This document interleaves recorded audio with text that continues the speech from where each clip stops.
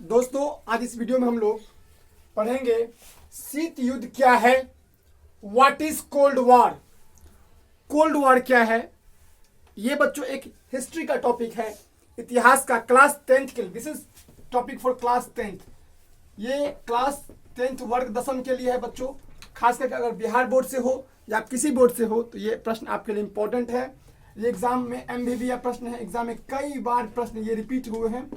शीत युद्ध क्या है, अंग्रेजी में कोल्ड वॉर। कोल्ड वॉर क्या है, आज इसको हम लोग बहुत ही बढ़िया से देखेंगे, सीखेंगे और समझेंगे। ठीक है, चलिए ध्यान दीजिए। देखिए बच्चों, नाम से क्या है शीत। शीत मतलब होता है ठंडा, कोल्ड।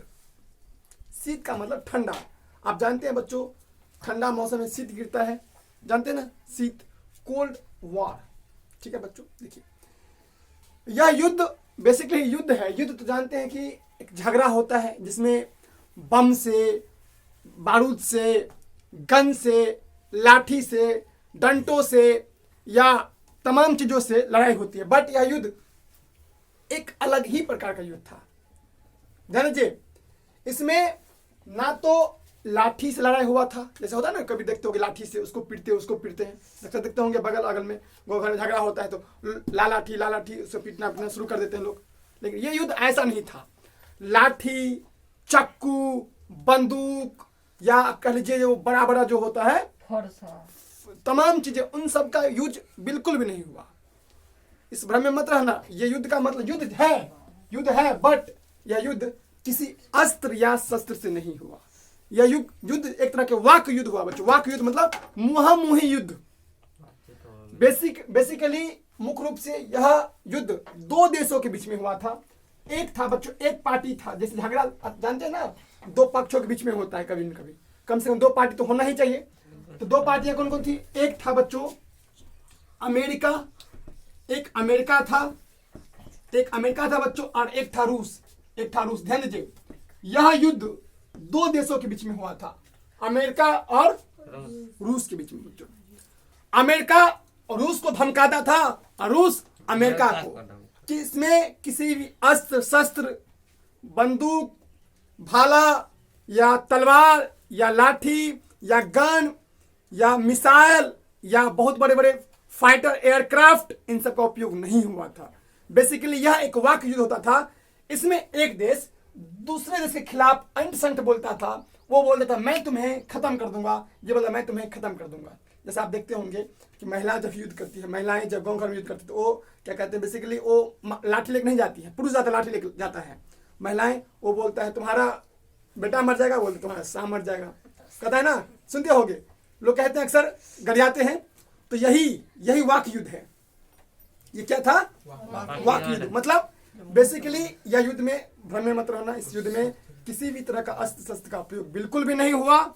इस युद्ध में बेसिकली मुहामुही, मतलब ये देश इसको धमकी देता था और ये इसको धमकी देता था।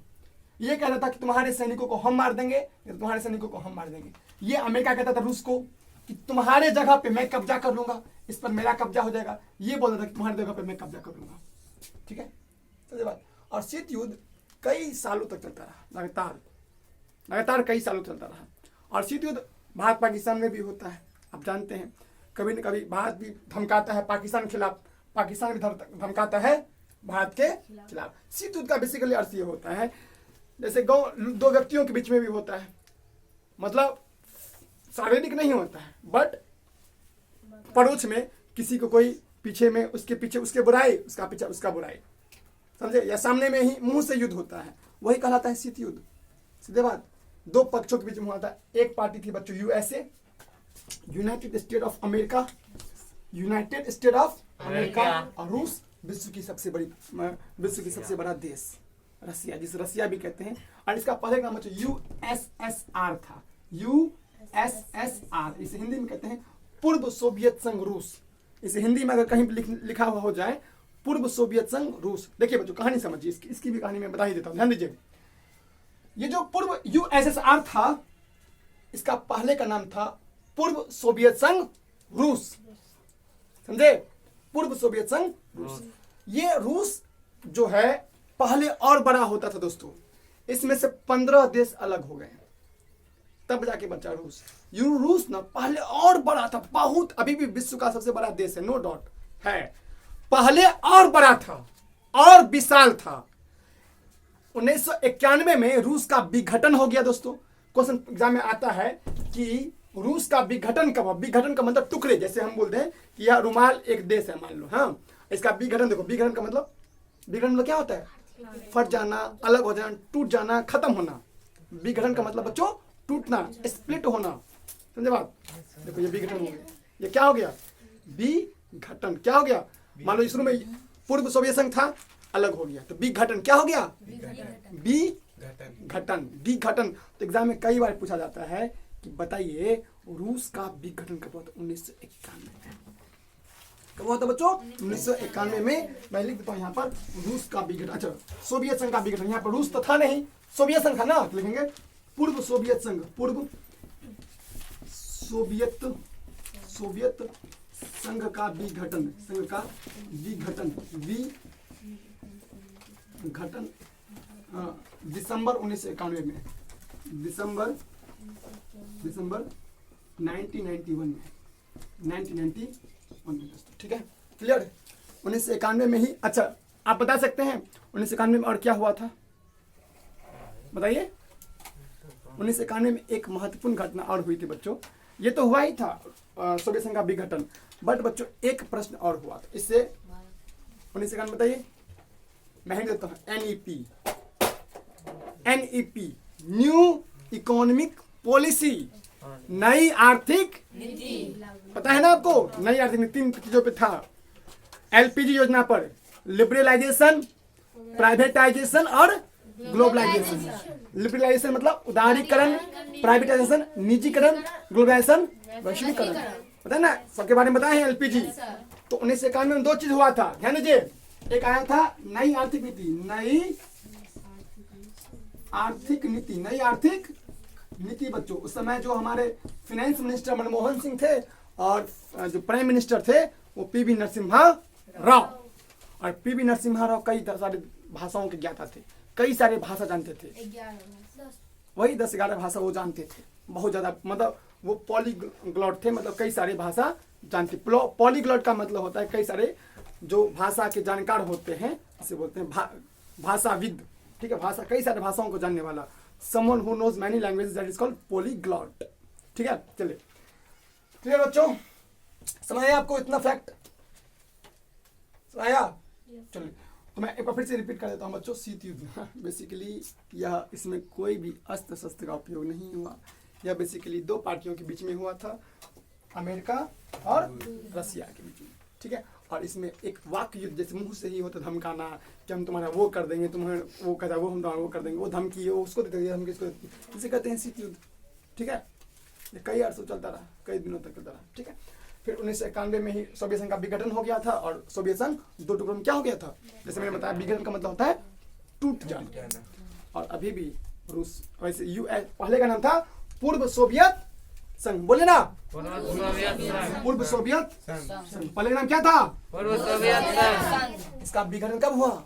1991। यहाँ आपकी किताब में लिखा भी है, देखिए यहाँ लिखा है, किताब आप लोग पढ़ते नहीं, दिक्कत यही है।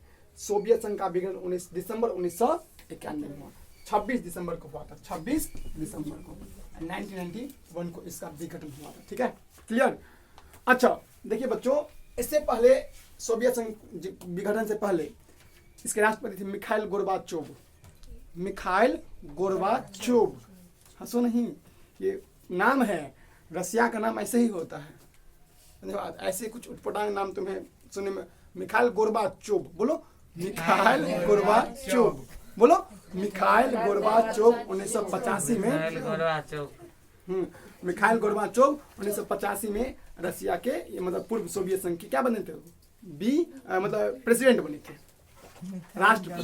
लिख दे, लिख लीजिए बच्चों, लिखिए मिखाइल गोर्बाचोव, बोलिए मिखाइल गोर्बाचोव। कब बने उसके राष्ट्रपति? 1985 में। देखिए मिखाइल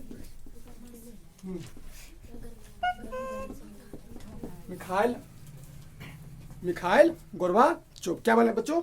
मिखाइल गोर्बाचोव, गोर्बाचोव, ठीक है, ये नाम है मिखाइल गोर्बाचोव। 1985 में सोवियत संघ के राष्ट्रपति बने। क्या बने बच्चों? सोवियत संघ के राष्ट्रपति, प्रेसिडेंट बने थे, ठीक है। में सोवियत संघ क्या बने थे, बोलो ना? सोवियत संघ के राष्ट्रपति। 1985 में सोवियत राष्ट्रपति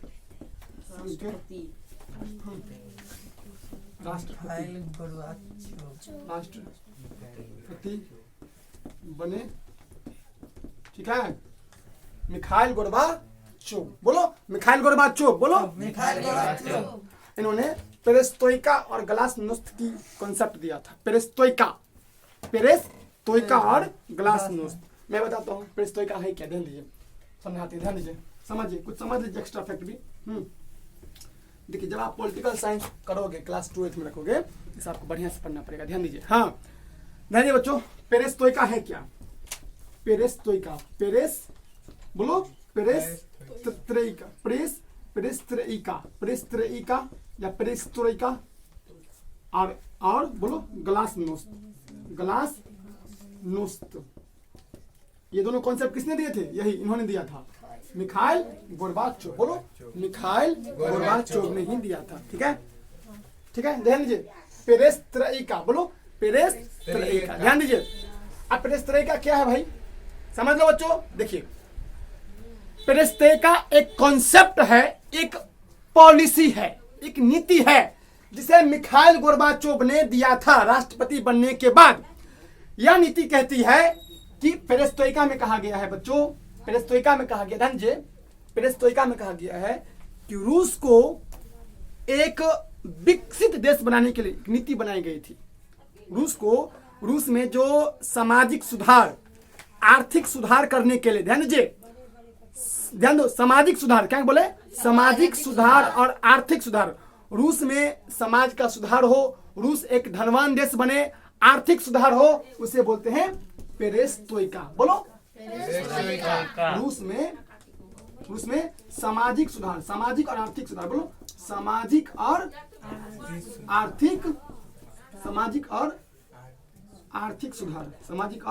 आर्थिक सुधार। यह बेसिकली देश को सुधारने के लिए किया गया था, अच्छा कदम किया गया था, अच्छा इनिशिएटिव लिया गया था। किसके द्वारा? मिखाइल गोर्बाचोव के द्वारा 1985 में, ठीक है। समझ आया बच्चों? पेरेस्ट्रोइका क्या है बताओ?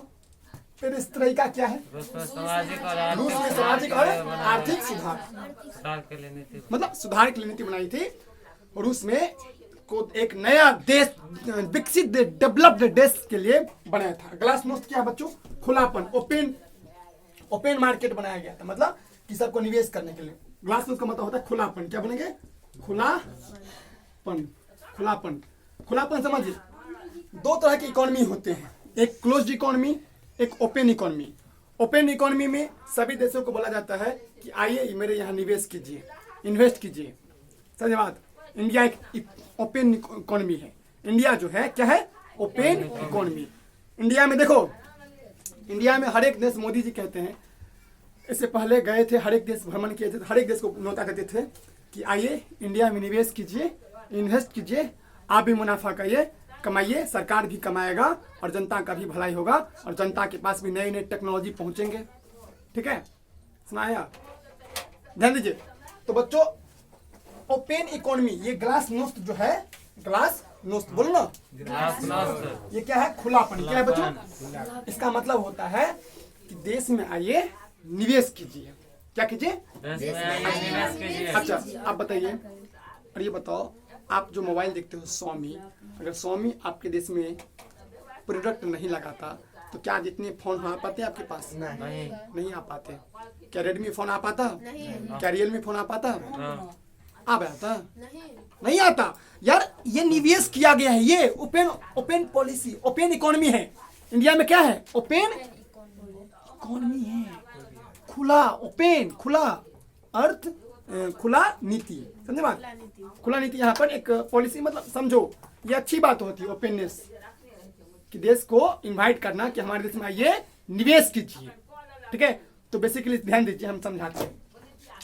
1985 में मिखाइल गोर्बाचोव नाम का एक व्यक्ति सोवियत संघ का राष्ट्रपति बना, बच्चों प्रेसिडेंट बना 1985 में। 1985 में और कुछ हुआ था, दल बदल कानून। क्या हुआ था? याद कीजिए, एक पार्टी को छोड़ के जाएंगे तो उस पद से आपको हटना पड़ेगा, और यह संसदों और विधायकों पर प्रधान, ये राष्ट्रपति पर लागू नहीं होता है, ये उपराज्यपाल पर लागू, ये राज्यपाल पर लागू, ये सिर्फ और सिर्फ सांसदों और एमएलए और एमपीज और एमएलए पर। ठीक है, एमपी मतलब मेंबर ऑफ पार्लियामेंट और एमएलए मतलब मेंबर ऑफ लेजिस्लेटिव असेंबली। बोलो, member of legislative assembly MLA, और एमपी मतलब मेंबर ऑफ पार्लियामेंट। ठीक है दोस्तों, ठीक है, समझ आया आपको? कोई दिक्कत? बोले। तो 1985 में और एक चीज हुआ था, गंगा सफाई योजना। दोस्तों गंगा जी को साफ करने के लिए एक योजना बनी थी, लिख लेना 1985 में 3 चीजें। गंगा सफाई योजना, गंगा सब लिखते जाइए, सब सफाई योजना, गंगा सफाई योजना, ठीक है, और दल बदल कानून, इसे बताएंगे अलग से। दल बदल कानून, दल बदल कानून, ये 1985 में ही 3 घटना हो गया। ठीक है, याद रखना, इकट्ठा याद कर लेना। 1985 में कितने घटने हुए बच्चों? बोलो 3। बोलो, गंगा सफाई योजना और दल बदल कानून। ठीक है, अच्छा बताओ, दल बदल कानून जो आया था उस समय भारत के प्रधानमंत्री कौन थे? जवाहरलाल नेहरू था। पीवी नरसिम्हा तो 1991 में था। राजीव गांधी, मानसी ने सही कहा, Rajiv Gandhi was the PM during the anti defection law. दल बदल कानून के समय कौन थे? राजीव गांधी थे। कौन थे बोलो ना? उस समय राजीव गांधी, श्री राजीव गांधी उस समय क्या थे? प्रधानमंत्री, प्राइम मिनिस्टर थे। चलिए, क्लियर है? चलिए बच्चों, ठीक है, तो ये बच्चों आपको समझ में आया होगा, आई होप। तो मिलते हैं। देखिए, मैंने इतने ही कम समय में मैंने बहुत सारा आपको इन्फॉर्मेशन दे दिया। ठीक है, ये आपके ऊपर है कि आप कितना रिटेन कर पाए उसको, कितना इसको स्टोर कर पाए। ठीक है दोस्तों, मिलते हैं नेक्स्ट वीडियो में। तब तक जय हिंद, जय भारत, भारत माता की जय।